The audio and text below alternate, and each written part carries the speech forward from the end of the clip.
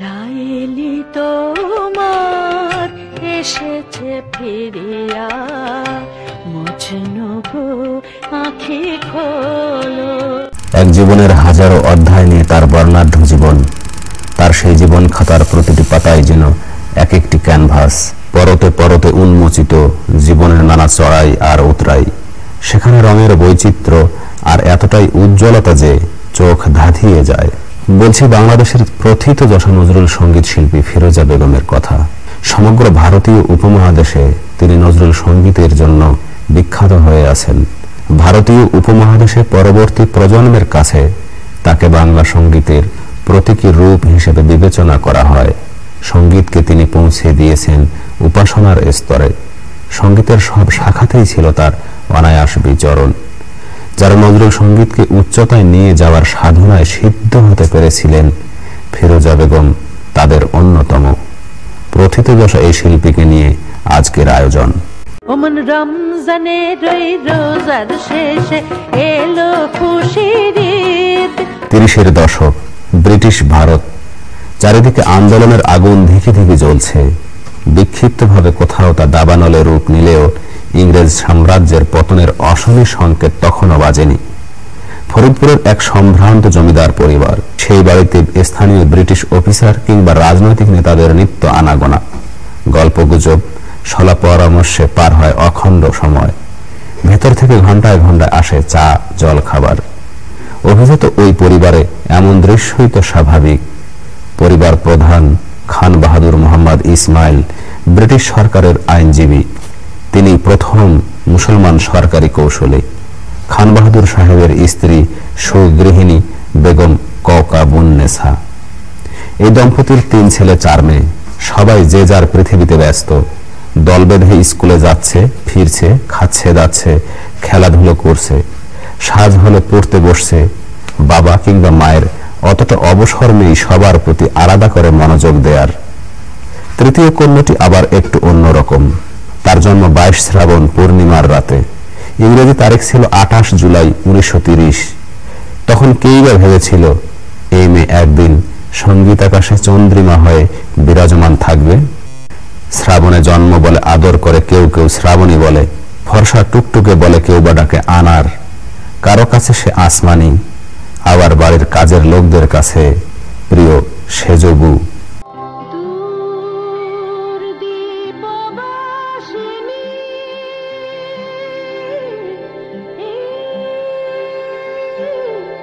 এই মেয়ে একেবারে অন্তর্মুখী, নিজের জগতেই তার বসবাস। পড়ালেখা, খেলাধুলা, গান, অভিনয়, আঁকা, নাচ সবকিছুই করছে, বাদ যাচ্ছে না কিছুই। সবকিছুতেই সে প্রথম। তাকে যে কেউ শেখাচ্ছে তাও না, নিজেই শিখছে। ভুল হলে নিজেই শুধরে নিচ্ছে, নিজেই যেন নিজের শিক্ষক। আসলে সেই শেখার মধ্যে রয়েছে অনন্য নিবিষ্টতা। হার মানা যে তার ধাতে সয় না। সইবেই বা কেন? সিংহ রাশির জাতি কাজে। স্কুলের পুরস্কার বিতরণীতে মেয়েটার 2 হাত উপচে পড়ছে পুরস্কারে। পুরস্কার নেয়ার জন্য মঞ্চে উঠতে গিয়ে অতিথিদের চেয়ারে বসা 2 ব্রিটিশ অফিসার, ডিস্ট্রিক্ট ম্যাজিস্ট্রেট আর ডিস্ট্রিক্ট জজের পাশে বাবাকে দেখে ভয়ে উল্টো দিকে দৌড় দিতে গিয়ে পড়ে যাচ্ছে মেয়েটি। শিক্ষক মহাশয় অভয় দিয়ে তাকে আবার পাঠাচ্ছেন মঞ্চে। তার দিকেই সবার দৃষ্টি। বাবাও তাকাচ্ছেন মুগ্ধ বিস্ময়ে, কারণ এত কিছু তো তারও জানা নেই। ব্যস্ত মানুষ, জানবেই বা কখন? বাড়ির সঙ্গে শান বাঁধানো পুকুর, এক হিজল গাছ আছে সেখানে।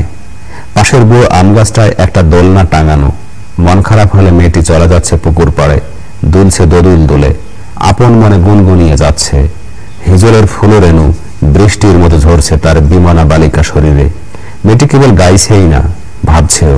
হিজল ফুলের অবিরাম ঝরে পড়ার বিষয়টি তাকে ভাবাচ্ছে। এই যে ফুলগুলো এখন ঝরছে, এরা ফোটে কখন? ফুল ঝরার যেমন বিরাম নেই তার দুলে যাওয়ার। দোলনাও বেশ বড়। ঝুলন দোলায় সহজতায় অনেক দূরে পৌঁছে যায় তার মন। সেখানে পাঁচ হয়ে যায় সবুজ ধানের কাছে। সে এক অনির্বাচনীয় অনুভূতি।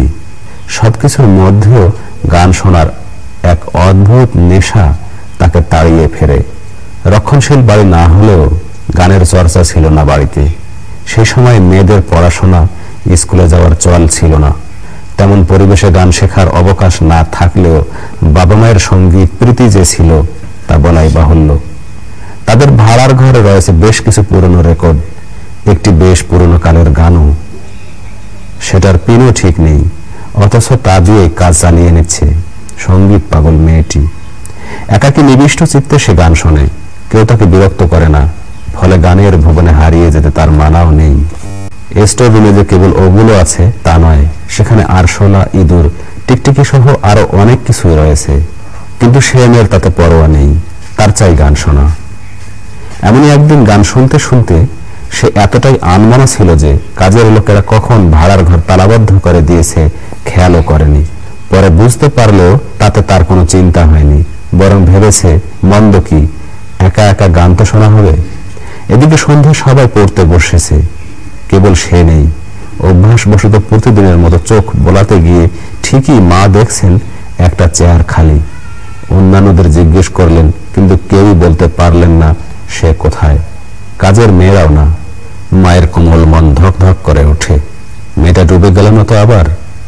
মা জানেন রাত বিরেতে মেয়ের আবার পুকুর পাড়ে যাওয়ার বাতিক আছে। ভাড়ার ঘরে বসে সে উপভোগ করছিল এই নাটক।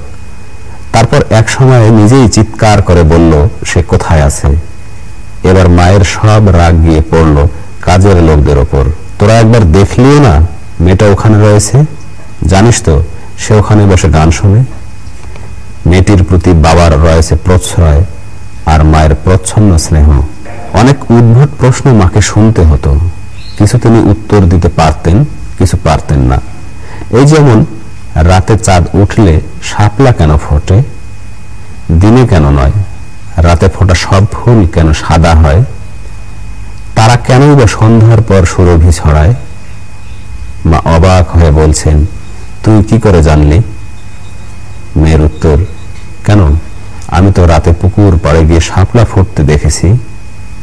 নিজের মনে উদ্গত শঙ্কা চেপে রেখে মা অনুযোগ করেন, রাত বিরেতে তুই যে পুকুর ঘাটে যাস সেটা কি ঠিক? তুই না বড় হচ্ছিস? এভাবেই শৈশবের দিনগুলি কাটিয়েছেন ফিরোজা বেগম।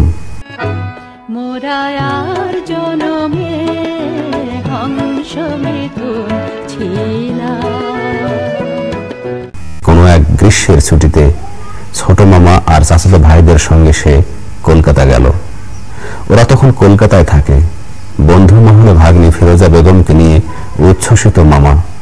ভাগ্নিও গান শোনাচ্ছে বোদ্ধাদের। ছোট্ট মেয়ের গায়কিতে মুগ্ধ সবাই। একদিন গুণীজনদের মজলিসে গান শুনিয়ে দারুণ তারিফও পেল সে। বাসায় ফিরে মামা বললেন, জানিস তুই কাকে গান শুনিয়েছিস আজ? আমি কি করে জানবো? আমি কি ওদের চিনি? দেখেছি নাকি কখনো? মামা বললেন, ওই যে টুপি পরা, বড় চুল, আসরের মধ্যমণি হয়ে বসেছিলেন, তোকে আদর করে পাশে বসালেন, উনি বিখ্যাত কবি কাজী নজরুল ইসলাম। আসলে তিনি তখন অনেক ছোট, তাছাড়া এমন পরিবেশে কখনো যাননি, তাই নজরুলকে তো চেনার কথাও নয়। নজরুলের ছবি পাঠ্য বইতেও দেখেননি, কারণ তখনও তার ছবি বইতে ছাপা হয়নি। ফলে ফিরোজা বেগমের মধ্যে আলাদা কোনো অনুভূতি হয়নি। সম্ভ্রান্ত মুসলমান পরিবারের একজন মেয়ে গান গাইছে, গান গাইতে চায়, এটা জেনে দারুণ খুশি হয়েছিলেন নজরুল। তার গান শুনে বলেছিলেন, এ গান তুমি শিখলে কেমন করে? জবাবে ছোট্ট মেয়েটি বলেছিল, কালো কালো রেকর্ড শুনে নিজে নিজেই শিখেছি। এটা শুনে কেবল কাজী নজরুল ইসলামই নন, উপস্থিত সবাই অবাক হয়েছিলেন। ওই দিন ফিরোজা বেগম কাজী নজরুল ইসলামের সামনে গেয়েছিলেন, যদি পরাণে না জাগে আকুল পিয়াসা গানটি। সে যাত্রায় কলকাতা ভ্রমণের এক আনন্দ নিয়ে পুনরায় ফিরে এসেছিলেন ফরিদপুরে।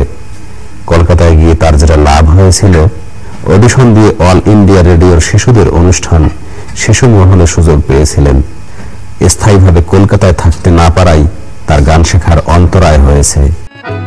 মোরায়ার জনমে হংস মিথুন ছিলাম। 1942 সালে মাত্র 12 বছর বয়সে বিখ্যাত গ্রামোফোন কোম্পানি থেকে ইসলামী গান নিয়ে ফিরোজা বেগমের প্রথম রেকর্ড বের হয়েছিল। প্রথম রেকর্ডে চিত্তরায়ের তত্ত্বাবধানে ছোট্ট ফিরোজা গাইল, মরুর বুকে জীবন ধারা কে বহালো। সাহেব রেকর্ডিস্ট, তাই দূর দূর বুকে গাইল সে, কিন্তু তাতেই বাজিমাত। বাজারে আসার সঙ্গে হু হু করে রেকর্ড বিক্রি হয়ে গেল। সঙ্গীত প্রেমীদের সঙ্গে সুরের আকাশের এই তারার সেটাই প্রথম পরিচয়। ছোট্ট মেয়েটির গায়কী সঙ্গীত বোদ্ধা এবং সাধারণ শ্রোতা সকলকে মুগ্ধ করেছিল। কিছুদিন পর নতুন রেকর্ডের জন্য আবার চিঠি দিল কোম্পানি। এবার কমল দাস গুপ্তের তত্ত্বাবধানে উর্দু গানের রেকর্ড হবে।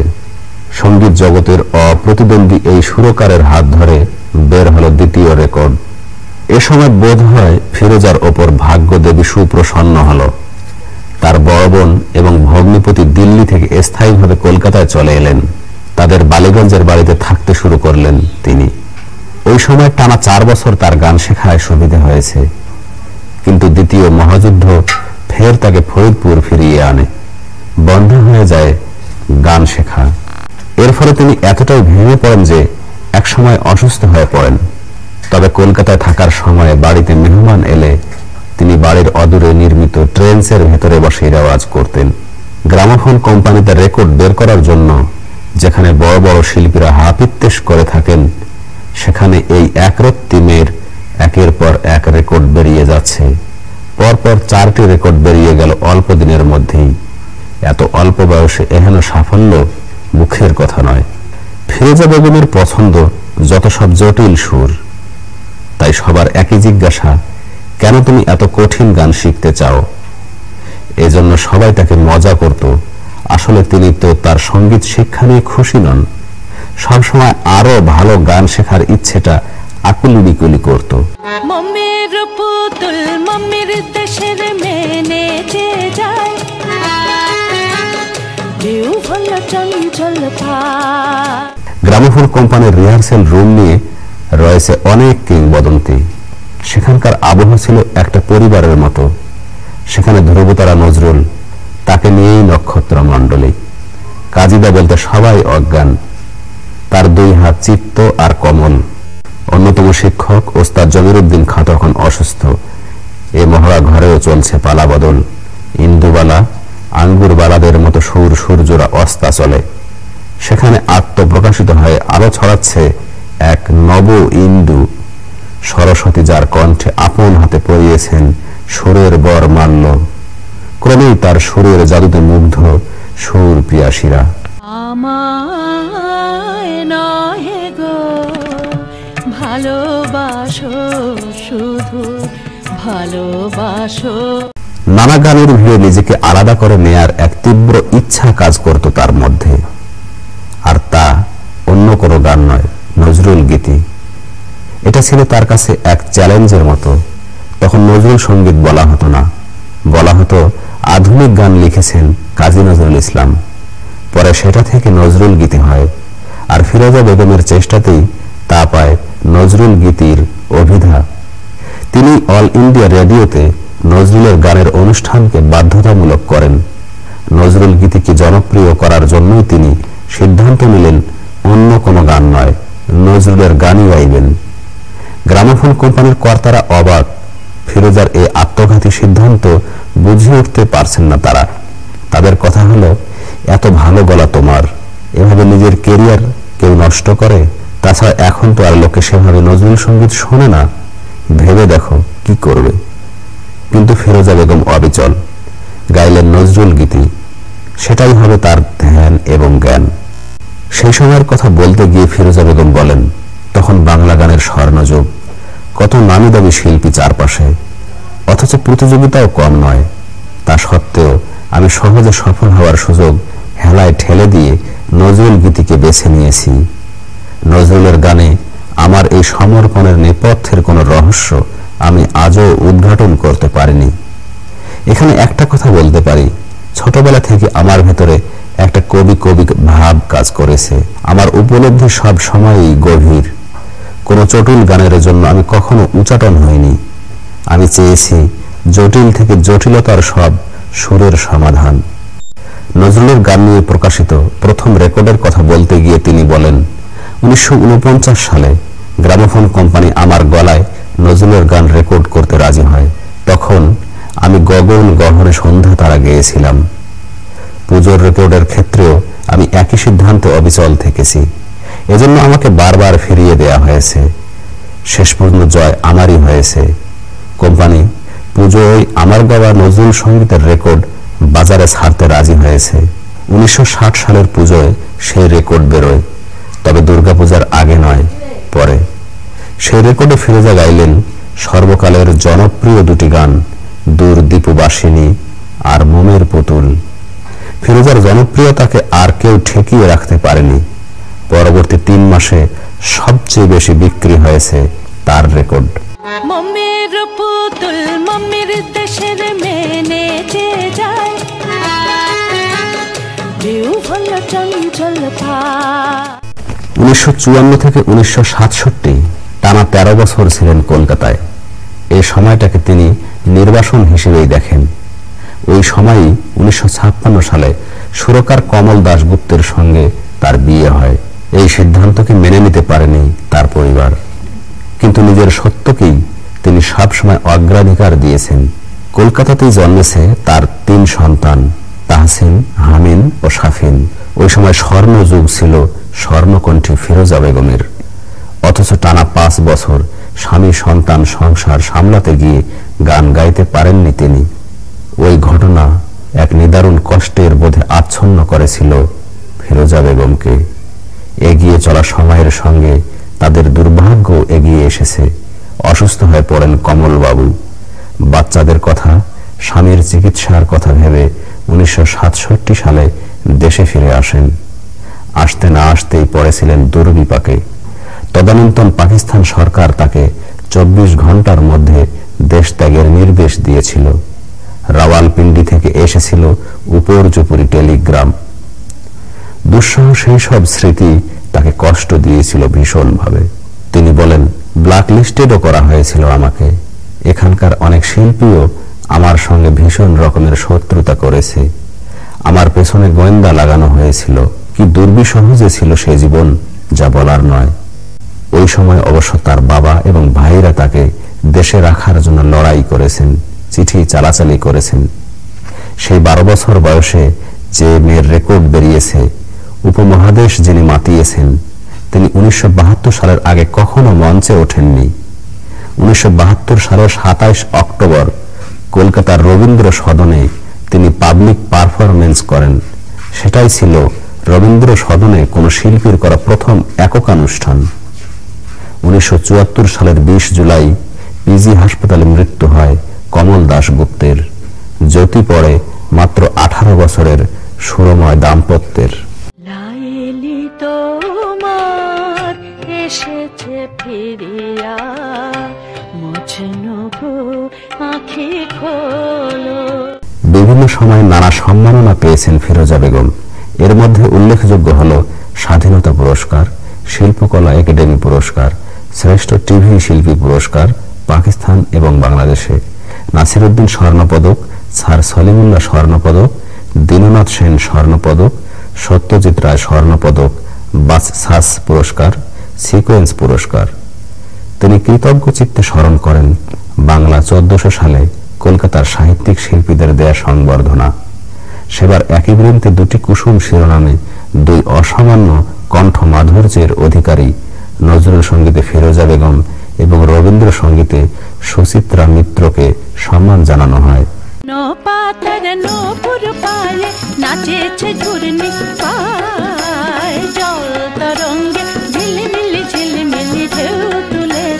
সঙ্গীত ভুবনের এই সাম্রাজ্ঞের জীবন কখনোই কুসুম বিছানো ছিল না। প্রতিকূলতার সঙ্গে লড়তে হয়েছে তাকে। ভারত আর পাকিস্তান মিলিয়ে এই কিংবদন্তির রেকর্ড সংখ্যা 1600টি, কিন্তু বাংলাদেশে হাতে গোনা 3টি কি 4টে। তাই সঙ্গত কারণেই প্রশ্ন, দেশে কি এই মহান শিল্পী যথাযথ সম্মানে ভূষিত হয়েছেন?